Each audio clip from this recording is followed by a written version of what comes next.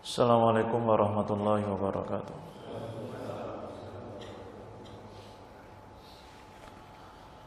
Bismillahirrahmanirrahim.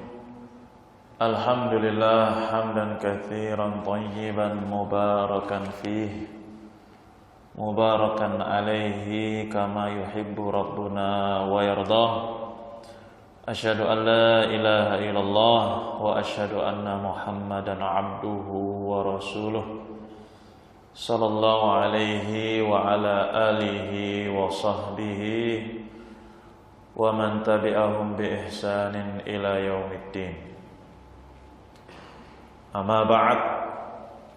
Ikhwani fid din, jamaah salat maghrib Masjid Al-Barakah rahimani wa rahimakumullah. Melanjutkan kajian kita tafsir Al-Quran, masih dalam pembahasan rujukan referensi seorang muslim di dalam mentafsirkan Al-Quran. Pada pertemuan yang lalu kita telah menyebutkan beberapa rujukan. Yang pertama adalah Al-Quran, ayat-ayat Allah ditafsirkan dengan Al-Quran juga. Ayat ditafsirkan dengan ayat. Ini rujukannya. Berarti Al-Quran tafsirannya, rujukan pertamanya ya Al-Quran itu sendiri. Seperti firman Allah kemarin dalam surat Yunus 62, ketahuilah bahwa wali-wali Allah tidak ada rasa takut pada diri mereka, walahum yahzanun, mereka tidak bersedih hati. Wali-wali Allah ini siapa? Maksud dari wali, Allah mentafsirkan dalam ayat yang lain, wali-wali Allah itu adalah orang-orang yang beriman. Alladzina amanu, orang-orang yang beriman. Kemudian sifat mereka yang kedua, wa kanu yattaqun, mereka bertakwa. Kalau ada seorang hamba dia beriman, dia bertakwa, mengerjakan perintah-perintah Allah, ya salat, puasa, berusaha mengerjakan perintah-perintah Allah, menjauhi larang-larangannya, bertakwa kepada Allah, maka dia adalah wali. Ya, walaupun tidak punya pondok pesantren, walaupun tidak punya jamaah, nggak punya pengikut, tapi dia beriman, bertakwa, walaupun sendiri, dia itu wali Allah Subhanahu wa taala. Nah, di sini ayat ditafsirkan dengan ayat. Kemudian ada beberapa contoh ayat ditafsirkan dengan ayat. Ini rujukan yang pertama. Rujukan yang kedua adalah Al-Quran ditafsirkan dengan apa? Dengan hadis, dengan sabda Rasul Sallallahu Alaihi Wasallam, dengan sunnah beliau. Ini rujukan yang kedua. Beliau adalah penyambung, penyampai wahyu Allah kepada manusia. Manusia yang paling tahu tentang maksud dari ayat-ayat Allah, yaitu Nabi Muhammad sallallahu alaihi wasallam. Seperti contohnya kemarin, lilladzina ahsanul husna wa ziyadah. Bagi orang-orang yang berbuat ihsan, berbuat baik, bagi mereka balasan surga, kebaikan, pahala, wa ziyadah, mereka juga mendapatkan ziyadah, tambahan. Di sini dalam ayat ada kalimat ziyadah. Apa maksud tafsiran ziyadah? Ziyadah kalau secara arti bahasa Indonesia artinya tambahan. Apa maksudnya tambahan ini? Di dalam ayat, di dalam Al-Quran tidak ada tafsirannya. Namun dalam hadis Rasul di situ disebutkan ziyadah itu adalah melihat Allah. Ketika seorang muslim masuk surga, ziyadah ketika dia masuk surga, tambahannya itu nanti mereka orang-orang beriman melihat wajah Allah dan itu kenikmatan yang paling besar ketika masuk surga. Tidak ada kenikmatan di surga yang paling nikmat dinikmati oleh seorang yang beriman daripada melihat Allah. Masuk surga tambahannya adalah melihat Allah. Ikhwani fillah rahimani wa rahimakumullah. Kemudian contoh lain, ayat ditafsirkan dengan hadis. Dalam firman Allah surat Al-Anfal ayat 60, wa'iddu lahum mastata'tum min quwwah. Persiapkan oleh kalian dalam menghadapi musuh-musuh Allah dalam berjihad di medan pertempuran apa yang kalian mampu dari quwwah. Quwwah ini kalau secara arti bahasa Indonesia artinya kekuatan. Ya, kalau KBBI kuat, kan kuat ya. Ternyata itu terambil dari bahasa Arab. Bahasa Arabnya quwwah, qaf, wawu, tak marbutoh. Ini bahasa Indonesia yang kita pahami kuat, ternyata itu terserap dari bahasa Arab. Di sana banyak contoh-contoh kata-kata bahasa Indonesia yang diambil dari bahasa Arab. Contohnya nih, quwwah, kekuatan dari kata quwwah. Tafsiran ayat ini dalam ayat-ayat yang lain tidak ada. Tapi dalam hadis Rasulullah, beliau mengatakan quwwah, kekuatan itu adalah romi, dengan memanah. Persiapkan dalam menghadapi musuh-musuh dalam medan pertempuran dengan memanah. Ya, latih skill memanah kalian, pasukan panah kalian siapkan dalam menghadapi pasukan musuh. Di sana masih banyak contoh-contoh ayat-ayat yang ditafsirkan di dalam hadis. Nanti kita akan pelajari di surat-surat yang akan kita pelajari dalam tafsir. Ya, salah satunya yang paling masyhur ya salat. Allah mengatakan dalam ayatnya wa aqimus shalah, tegakkan salat. Ya. Kalau kita baca dari Al-Fatihah sampai surat An-Nas itu tidak ada tafsiran sholat ini ya apa? Gak ada. Dicari-cari gerakannya gimana, bacaan yang dibaca apa, itu tidak ada. Ternyata as-shalah yang dimaksud terdapat tafsirannya di dalam hadis dengan ucapannya Rasul, dengan perbuatannya Rasul, ya, dengan contoh beliau praktek. Itu sebagai tafsiran dari ayat aqimus shalah, tegakkan salat. Ya, kalau seorang muslim memiliki prinsip pedoman hidup, menganggap dia seorang muslim dan hanya berpegang teguh dengan Al-Quran saja, pasti dia tidak bisa beribadah kepada Allah. Allah memerintahkan, ayo sholat, tegakkan sholat. Misalnya dia hanya berpegang teguh dengan Quran. Saya ini orangnya Quran saja, gak bisa, gak nerima saya hadis-hadis Rasul. Hadis Rasul itu ada yang palsu, ada yang sahih. Anak tak pegangan teguh dengan Quran saja. Oh, gak bisa Pak. Ketika Allah perintahkan tegakkan sholat, ya bingung, apa maksudnya nih sholat? Mau tidak mau kita harus melihat tafsirannya. Ketika di Quran tidak ada tafsirannya, rujukan kedua adalah hadis, sunnah ajaran Rasul Sallallahu Alaihi Wasallam. Nah, ini yang kedua. Sekarang kita masuk rujukan yang ketiga. Ketika dalam Quran tidak ada, ketika dalam hadis ternyata juga tidak ada, bagaimana?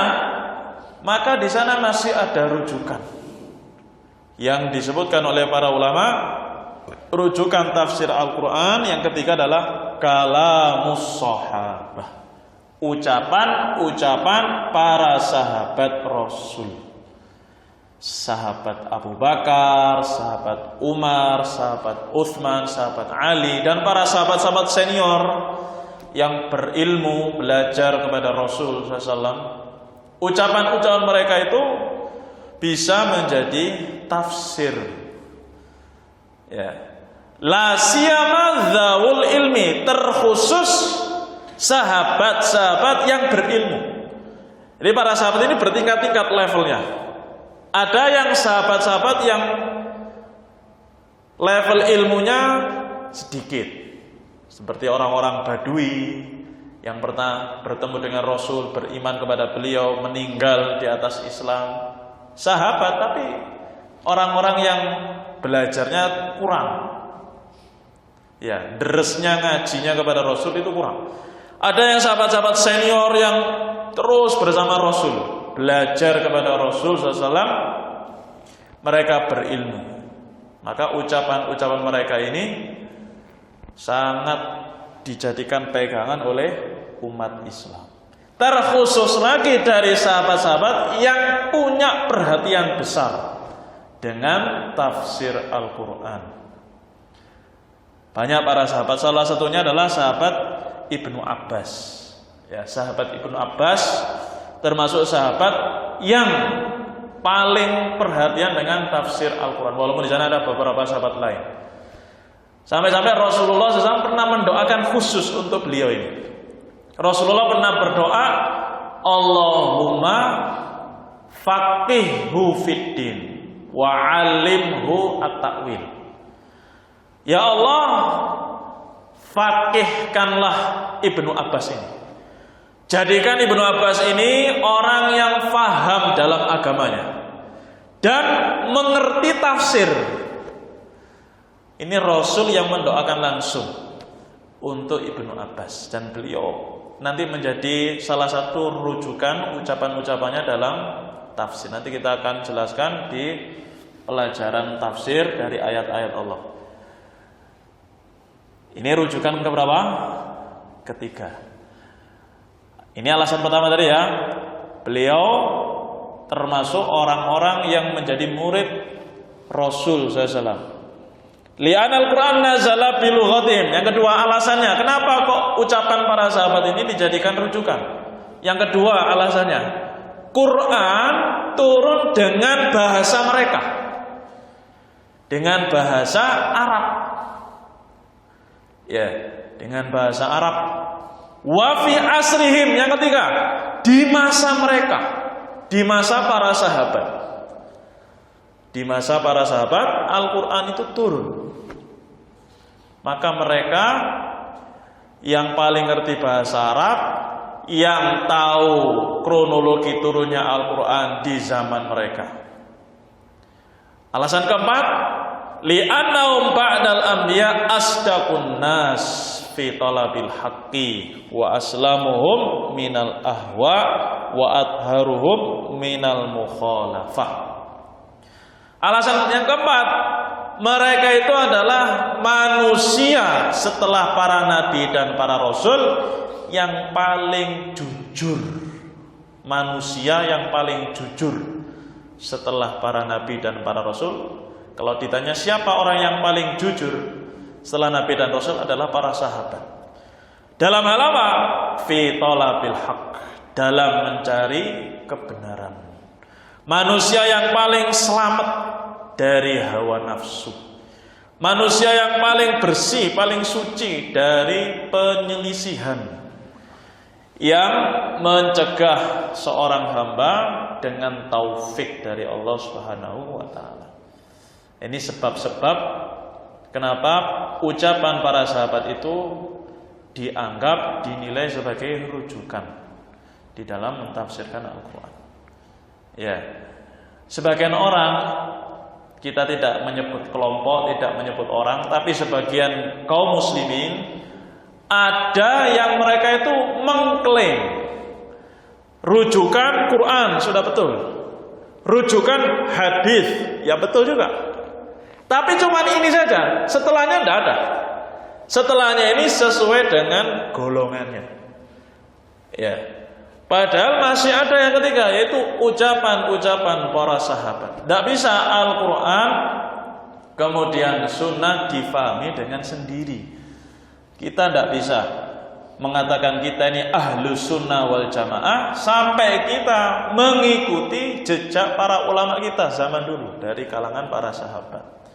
Tidak bisa kita ini mengklaim saya ini golongan Quran sunnah, Quran sunnah, Quran sunnah. Nah sekarang kita tanya, golongan Quran sunnah pemahamannya siapa?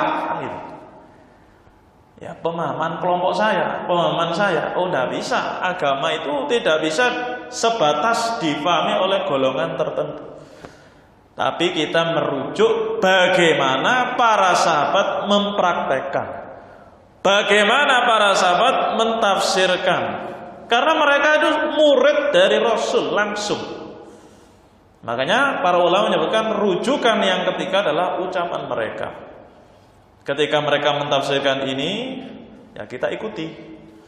Tidak boleh kita menyelisihi mereka. Misalnya sahabat Abu Bakar, sahabat Umar, sahabat Utsman, sahabat Ali, ya memiliki sebuah pendapat, mentafsirkan sebuah ayat. Kita sebagai umat Islam yang jauh zamannya dengan Rasul, tidak boleh buat-buat sendiri.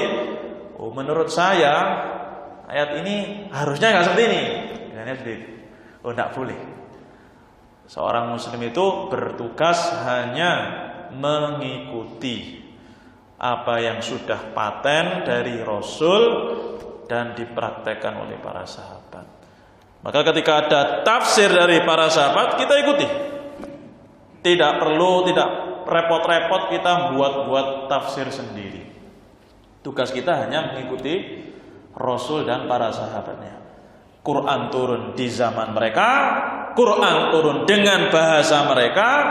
Mereka manusia terbaik setelah Nabi dan Rasul. Bahkan mereka dijanjikan surga. Allah berfirman radhiyallahu anhum. Bayangkan ini, langsung dikasih. Apa bisa kalau manusia ke presiden atau ke direktur itu apa namanya? Misalnya minta apa?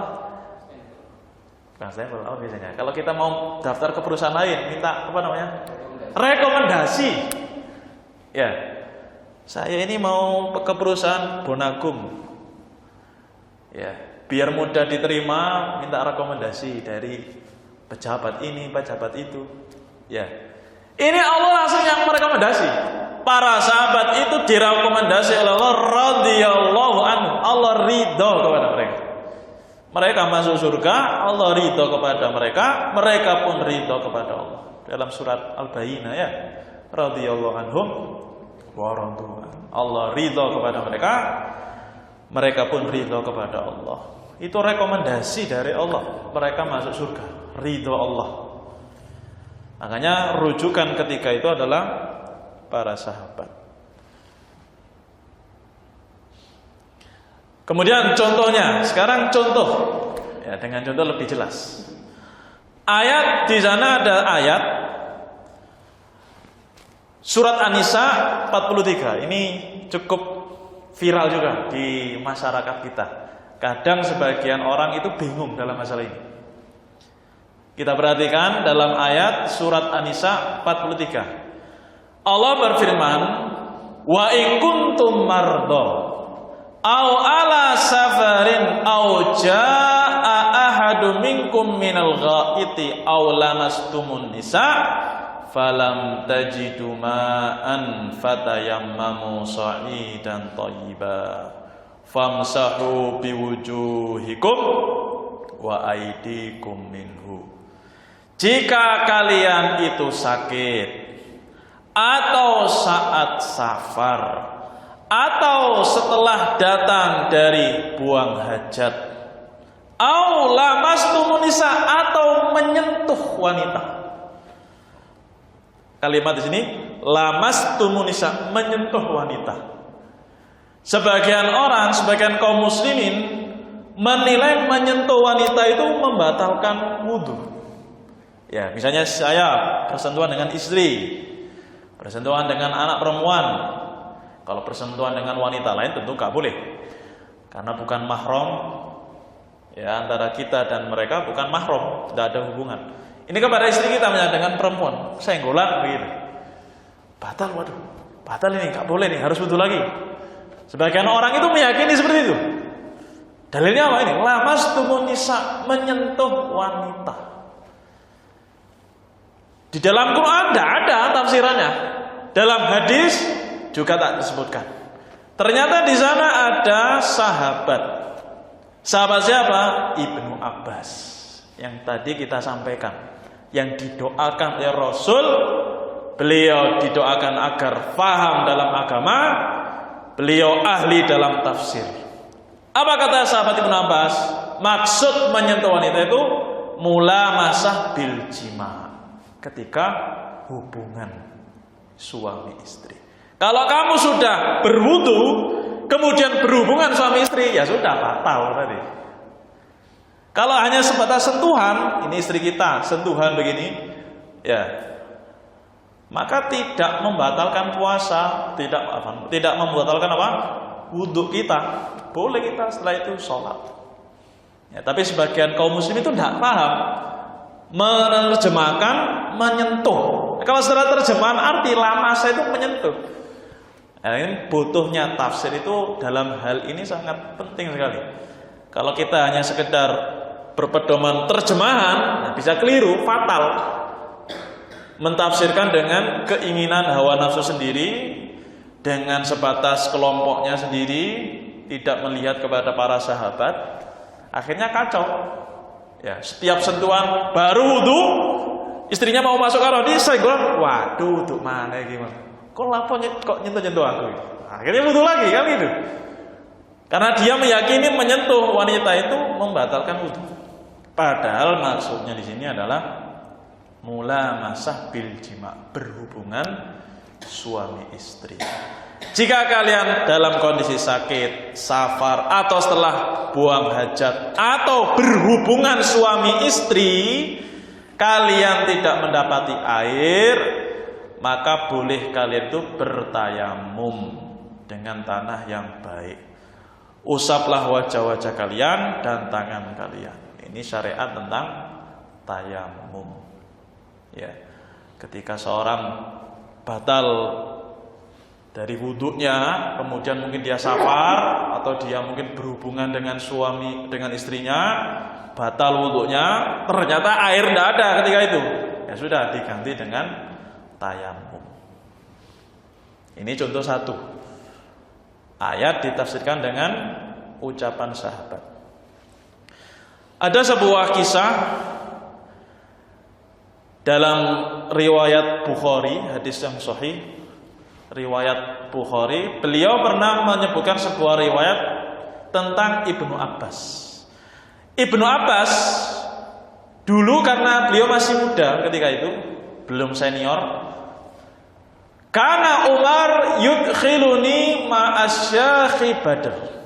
Sahabat Ibnu Abbas pernah bercerita, dulu Umar itu pernah mengajakku berkumpul bersama sahabat-sahabat senior, veteran perang Badar. Perang Badar sudah zaman jauh. Ibnu Abbas ketika itu masih kecil. Ya. Ketika sudah terjadi perang Badar, berjalan kaum muslimin, sahabat Umar ini pernah mengajakku berkumpul dengan veteran perang Badar. Faqala ba'duhum, sampai para veteran ini komentar kepada Umar, lima tudkhilu hadzal fata ma'ana, kenapa kamu ini wahai Umar, kamu ini khalifah, sebagai khalifah, kenapa kok memasukkan anak muda ini ke golongan kita? Kita ini sudah tua-tua, sudah senior, sahabat senior, veteran perang Badar bahkan, kok kamu ajak anak muda ke majelis kita? Walana abnaun mithlu, bahkan kita punya anak-anak seumuran dia ini punya.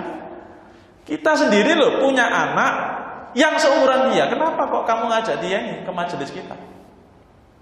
Faqala innahu mimman qad alimtum. Kata Umar, sungguh kalian tahu anak ini. Kemudian Ibnu Abbas menyampaikan dalam riwayat tersebut, fada'ahum dzata yaumin wa da'ani ma'hum. Ketika Umar mengundangku pada suatu hari, beliau mengundang aku bersama para sahabat senior tadi. Wa maru ituhu da'ani yauma idzin illa liyuriyahu minni. Dan aku berpikir sahabat Umar itu mengundangku ke majelis mereka para sahabat senior ini kecuali tidak lain beliau itu Umar ingin menampakkan diriku, menampakkan kondisiku di hadapan mereka. Seperti apa sih Ibnu Abbas ini di hadapan para sahabat. Umar itu ingin menunjukkan, iki lho arek muda, anak muda yang Masya Allah yang didoakan oleh Rasul, keilmuannya besar, tinggi. Nah, sahabat Umar radhiyallahu anhu ingin menampakkan itu kepada para sahabat. Kemudian sahabat Umar ngetes. Di situ ada para sahabat senior, veteran perang Badar, ada Ibnu Abbas. Kemudian sahabat Umar mengatakan kepada para sahabat senior ini, veteran-veteran perang Badar, ma taqulun, bagaimana pendapat kalian? Tafsir menurut kalian dalam ayat idza jaa nasrullahi wal fath wa ra'aitan nasa yadkhuluna fi dinillahi afwaja. Ayat dalam surat Al-Fatah, ya surat An-Nasr ya. An-Nasr ya. Apabila datang pertolongan Allah dan apabila datang fatah, kemenangan. Wa ra'aitan nas, dan kamu melihat manusia masuk ke dalam Islam, masuk dalam agama Allah dengan berbondong-bondong sampai akhir surat. Ya, disuruh untuk bertasbih, wastaghfirhu, dan meminta ampun kepada Allah. Bertasbihlah dan minta ampunlah kepada Allah. Nah, menurut kalian ini tafsiran ayat surat ini bagaimana? Faqala ba'dhum, sahabat senior ini tadi yang banyak lagi berkumpul, sebagian mereka mengatakan, amarana an nahmadallah wa nastaghfirahu idza nasarna wa fataha alaina.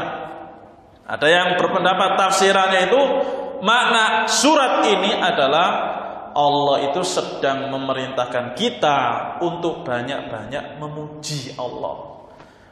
Banyak-banyak kita ini minta ampun kepada Allah apabila datang pertolongan, apabila datang kemenangan. Itu maknanya, tafsirannya.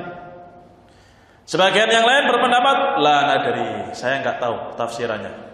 Ya pokoknya suruh bertasbih, banyak beristighfar kalau datang pertolongan dari Allah dan kemenangan. Tidak lebih dari itu. Awalam yakul ba'dhum syai'an, ada sebagian yang enggak ngomong blas. Ada yang ngomong la nadri, saya enggak tahu, ada yang enggak ngomong blas, diam aja. Faqala li ya Ibnu Abbas akadzalika taqul. Kemudian sahabat Umar ini tanya kepada sahabat Ibnu Abbas.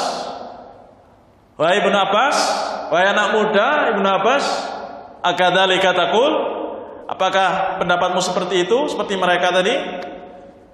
Kata sahabat Ibnu Abbas, ya, la, tidak. Tafsirannya tidak demikian. Fama taqul? Kemudian Umar mengatakan, lah terus bagaimana tafsirannya? Qultu, beliau sahabat Ibnu Abbas mengatakan, huwa ajalu Rasulillah, a'lamahullahu lahu. Surat itu tafsirannya adalah itu adalah ajalnya Rasul. Jadi surat An-Nasr itu menjelaskan tafsirannya itu tentang ajalnya Rasul.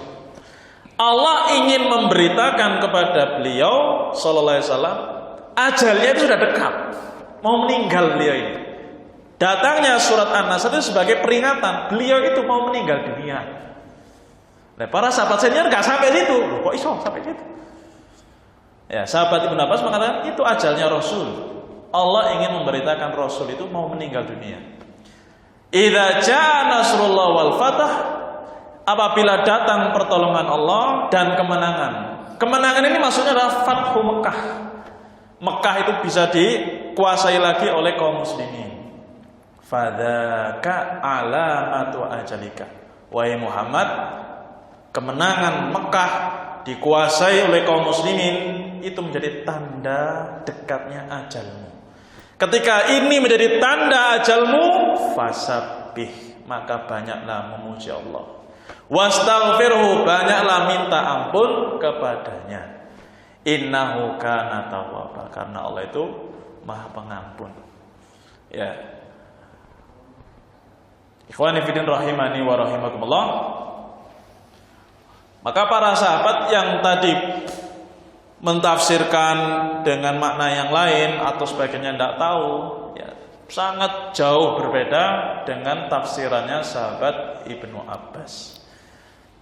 Maka ini menunjukkan sebagian para sahabat itu ada orang-orang yang memang berilmu, tahu tentang tafsiran Al-Quran, sehingga menjadi rujukan dari tafsir Al-Quran. Sahabat Ibnu Umar, ketika sahabat Ibnu Abbas menjelaskan tadi, beliau berkomentar, ma'a'lamu minha illa ma ta'lam. Dan aku tidak tahu kecuali seperti apa yang kamu ketahui. Berarti sahabat Umar dan sahabat Ibnu Abbas itu sama. Memahami surat tadi, mentafsirkan ayat tadi itu adalah sebagai tanda ajalnya Rasul itu sudah dekat. Kemenangan, pertolongan itu maksudnya apa? Fathu Mekah. Mekah dikuasai oleh kaum muslimin. Kemudian sebagai tanda ajalnya Rasul itu sudah dekat. Karena ajalnya Rasul sudah dekat, diperintahkan oleh Allah agar banyak-banyak bertasbih, banyak-banyak ibadah, banyak-banyak beristighfar. Ini tafsirannya. Ini semuanya kembalinya kepada sahabat dalam mentafsirkan sebuah surat atau ayat. Ikhwani fillah rahimani wa rahimakumullah. Kemudian rujukan yang setelahnya, berarti rujukan keberapa ini? Keempat ya, dari Al-Quran. Kemudian rujukan kedua adalah hadis Rasul. Yang ketiga adalah ucapan para sahabat. Yang keempat, rujukan yang keempat adalah kalamut tabi'in, ucapannya tabi'in. Jadi tabi'in mungkin pernah kita dengar. Tabi'in itu siapa? Tabi'in itu adalah murid-murid para sahabat. Ini ada Rasul, para sahabat, di bawahnya para sahabat, ini namanya generasi tabi'in. Generasi para sahabat, setelahnya itu namanya generasi tabi'in. Murid-murid dari para sahabat. Mereka itu yang belajarnya kepada para sahabat. Para sahabat belajarnya kepada Rasul.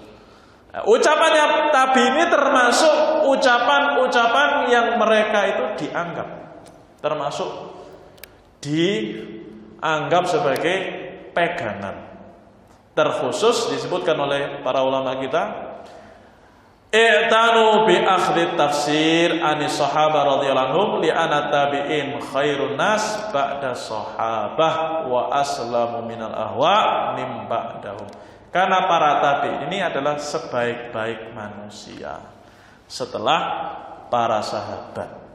Ya, generasi terbaik umat Islam itu adalah generasinya para sahabat, kemudian generasinya setelah para sahabat, yaitu para tabi'in. Mereka itu orang-orang yang paling selamat dari hawa nafsu. Setelah para sahabat, yang terbaik adalah para tabi'in. Nah, sekarang dalilnya mana? Kenapa para tabi'in ini ucapannya diterima, dijadikan hujah? Karena sabda Rasul sallallahu alaihi wasallam pernah menyebutkan tentang keutamaan mereka. Beliau pernah merekomendasi para tabi'in ini dengan sabdanya, khairun nas qarni. Sebaik-baik manusia itu adalah golonganku. Tsumma alladzina yalunahum. Kemudian golongan yang setelahku. Setelah masaku, ya khairun nas qarni, sebaik-baik manusia adalah masaku sekarang ini, kemudian berikutnya. Ya, tsumma alladzina yalunahum, kemudian berikutnya lagi. 3 masa. Ya, ini adalah generasi terbaiknya umat Islam.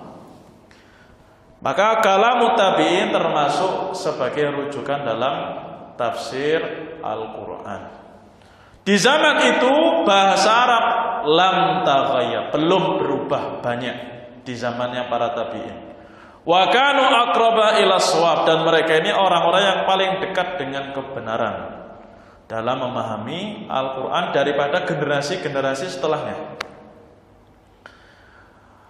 Syekhul Islam Ibnu Taimiyah pernah berkata, "Idza ajma'u," yakni at-tabi'in, "ala syai' fala yurtabu fi kauni hujjah."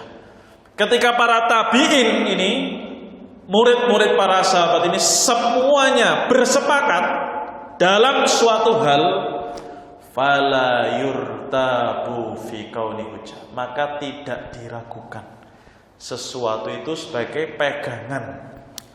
Kalau para tabi'in, murid-murid para sahabat ini bersepakat dalam suatu hal, baik itu dalam sebuah tafsir misalnya, maka dipastikan tafsiran tersebut sebagai hujjah, sebagai pegangan. Kalau itu hukum itu sebagai pegangan. Tapi yang perlu digarisbawahi, fa in ikhtalafu fala yakunu qawlu ba'dihim hujjatan ala ba'din wala ala min ba'dihim. Tapi kalau mereka berselisih, ya sebagian tabi'in dengan tabi'in yang lain berselisih pendapat, maka ucapan mereka belum bisa menjadi pegangan. Jadi yang jadi pegangan itu ketika mereka bersepakat, golongan tabi'in ini. Ketika mereka bersepakat, dijadikan pegangan dan tidak diragukan. Namun ketika mereka berselisih, ucapan sebagian yang satu tidak bisa dijadikan pegangan bagi yang lain.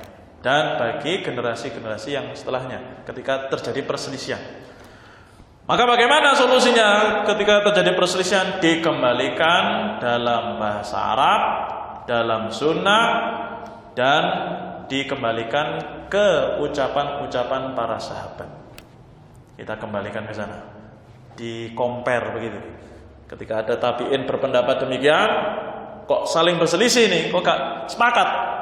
Maka kita cek, kita compare dengan ucapan para sahabat, dengan bahasa Quran, dengan sunnah Nabi SAW, mana pendapat yang paling benar. Ya, pasti ada di sana pendapat yang paling tepat, sesuai dengan apa yang Allah inginkan, yang Rasul inginkan. Karena agama Islam tidak mungkin ada satu hal yang terlewatkan. Pasti semua sudah terjelaskan. Maka jika ada terjadi perselisihan, maka kita kembalikan kepada Quran, kepada sunnah, kepada para sahabat. Bagaimana pendapat yang paling mendekati kebenaran. Nah, sekarang ada 4 ya. Sekarang kita sudah ada 4. Al-Quran, hadis, ucapan para sahabat. Yang keempat ucapan tabi'in, murid para sahabat. Ya. Sekarang man adala an madhahibi sahaba wa tabi'in wa tafsirihim ila ma yukhalifu dhalik kana mukhti'an fi dhalik. Kalau ada orang, bahkan mungkin dia tokoh, pengikutnya banyak, mungkin dia penguasa juga, adalah tapi dia menyeleweng dari ideologi, dari metode para sahabat dan tabi'in, serta tafsiran mereka tentang Al-Quran, berpaling menuju sesuatu yang menyelisihi para sahabat dan tabi'in, kana mukhti'an, pasti orang itu salah. Langsung kita jangan ragu menilai orang itu salah. Walaupun mungkin kalau kita pikir-pikir bagus, walaupun mungkin kita pikir-pikir menurut hawa nafsu kita baik, ya, tapi tetap salah. Ya, berapa banyak orang yang menciptakan, membuat suatu ideologi sendiri yang menurut mereka baik, tapi itu menyelisihi ideologi, metode, tafsiran para sahabat dan tabi'in. Ya, sebagaimana yang telah lalu kita sebutkan, seperti kaum teroris, kaum khawarij ketika mentafsirkan ayat dengan pendapatnya mereka sendiri. Barang siapa yang berhukum dengan hukum selain Allah, maka dia kafir. Dimaknai sendiri, ditafsirkan sendiri. Tidak ada para sahabat yang mentafsirkan seperti tafsiran mereka, dipegangi sendiri. Akhirnya terjadi chaos. Di mana-mana dikafirkan. Pemerintah, masyarakat, kaum muslimin dikafir-kafirkan. Halal darahnya, Nah, karena mereka mentafsirkan keluar dari metode, dari ideologi dan tafsirannya para sahabat dan tabi'in, sehingga mereka pasti itu salah. Jangan ragu kalau mereka itu salah, pasti salah. Kenapa? Karena madhab sahabat, madhabnya tabi'in, pendapat ideologi tafsiran mereka itu enggak sama dengan mereka. Siapapun tokohnya, tersohor bagaimanapun, seberapa besar kuasanya di dunia ini, kalau menyelisih para sahabat dan tabi'in pasti salah. Ya kana mukhti'an wa in kana mustahidan maghfuran lahu khata, walaupun mungkin dia itu seorang imam, seorang ulama, selama mereka menyelisihi ideologi sahabat dan tabi'in, maka pasti salah. Tsumma qala faman khalafa qaulahum wa fassara al-Qur'an bi khilafi tafsirihim faqad akhta'a fid dalil wal madlul. Barang siapa yang menyelisih pendapatnya para sahabat, pendapatnya para tabi'in, buat sendiri, tafsiran sendiri, menyelisih tafsiran mereka, maka dia telah salah dalam pendalilan dan tidak tepat sasaran. Ikhwani fillah rahimani wa rahimakumullah, ini adalah rujukan yang keempat, yaitu merujuk kepada ucapan tabi'in. Ketika sudah sampai kepada kita pendapat para sahabat dan tabi'in, maka tugas kita hanya mengikuti. Sudah Isya ya? Hah? Oh, sudah. Kemudian yang terakhir, rujukan yang terakhir dalam mentafsirkan Al-Quran, ma taqtadihil kalimat minal ma'ani syar'iyyah awil lughawiyah hasabas siyaq. Ketika seorang hamba mentafsirkan Al-Quran, di sana ada rujukan yang terakhir, yaitu konsekuensi tuntutan makna-makna syar'i dan makna-makna bahasa Arab terhadap ayat-ayat Allah sesuai dengan konteks kalimatnya. Nanti kita akan contohkan mungkin dalam pertemuan selanjutnya. Ya, berarti kita harus paham bahasa Arab. Ketika orang itu ingin mentafsirkan Al-Quran, termasuk rujukan itu adalah pemahaman seorang tentang konteks bahasa Arab. Dari ayat-ayat tersebut, tuntutan secara syar'i maupun secara bahasa itu seperti apa, itu menjadi pegangan ketika mentafsirkan Al-Quran. Nanti kita akan beri contohnya. Nah, kenapa sekarang kok bahasa Arab itu menjadi pedoman, menjadi rujukan? Karena Allah SWT menyebutkan tentang keutamaan bahasa Arab itu dari konteks makna secara syar'i maupun secara bahasa. Allah berfirman, inna ja'alnahu Qur'anan Arabiyyan la'allakum ta'qilun. Sesungguhnya kami menjadikan Quran itu dengan bahasa Arab agar kalian bisa paham. Di sini Allah tidak menyatakan kami menurunkan Quran itu dengan bahasa Indonesia, bahasa Inggris, tidak, tapi bahasa Arab. Tujuannya apa kok bahasa Arab ini? La'allakum ta'qilun, agar kalian itu paham. Dalam ayat yang lain Allah berfirman, wa ma arsalna mir rasulin illa bilisani qaumihi liyubayyina lahum. Tidaklah kami mengutus seorang rasul kecuali dengan bahasa kaumnya. Ketika itu rasul dengan bahasa Arab untuk menjelaskan kepada mereka. Maka ketika tafsir Al-Quran itu seorang hamba ingin mentafsirkannya, salah satu rujukannya dengan paham makna ayatnya, tuntutannya itu seperti apa, baik secara lafadznya, bahasanya ini artinya apa, kemudian tuntutan secara makna syar'inya juga seperti apa. Mungkin kita penasaran, kenapa sih kok bahasa Arab Al-Quran itu ya, kok gak bahasa Inggris ya? Allah itu gak menurunkan Al-Quran bahasa Inggris atau bahasa Jawa, bahasa Indonesia. Maka yang pertama, pasti di sana yang perlu kita yakini dalam bahasa Arab, bahasa Quran ini memiliki hikmah yang sangat banyak yang tidak diketahui kecuali Allah saja yang tahu. Salah satu hikmahnya kenapa kok Allah itu menurunkan Al-Quran dengan bahasa Arab disebutkan oleh para ulama. Kita sebutkan satu saja hikmahnya. Di sana ada banyak hikmah tapi kita tidak sebutkan. Hikmahnya Al-Quran itu turun dengan bahasa Arab, tidak dengan bahasa lain, karena bahasa Arab itu fariyah, athra lughah, bahasa yang paling kaya kosakatanya di dunia ini.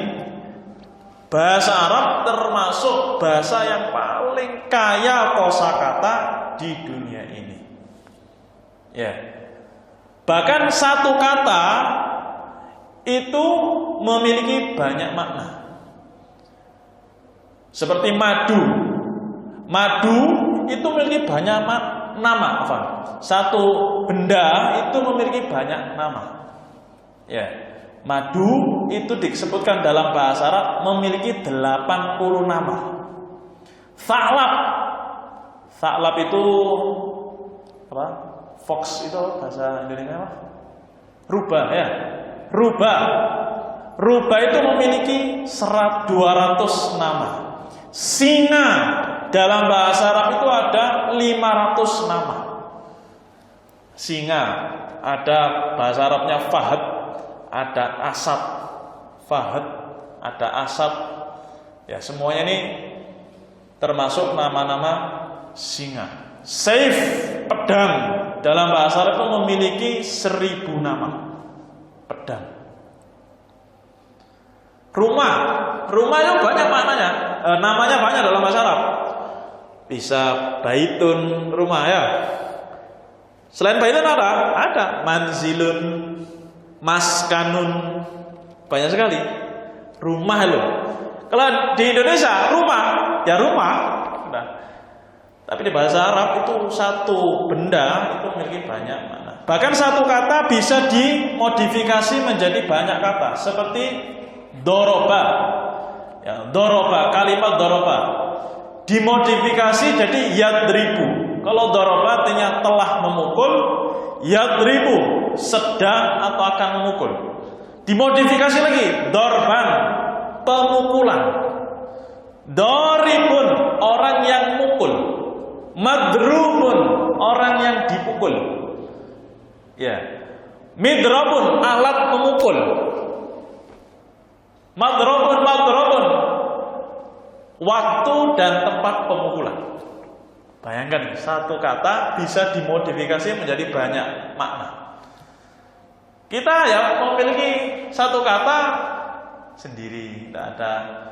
Mungkin ada sinonim cuma beberapa, tapi dalam bahasa Arab itu sangat luas sekali, kompleks. Itu salah satu hikmah kenapa Allah memilih bahasa Arab sebagai bahasa Arab. Karena bahasa Arab itu luas kosakatanya. Berbeda dengan bahasa-bahasa yang lain. Satu benda saja memiliki banyak makna. Bahkan satu kata bisa dimodifikasi menjadi banyak makna.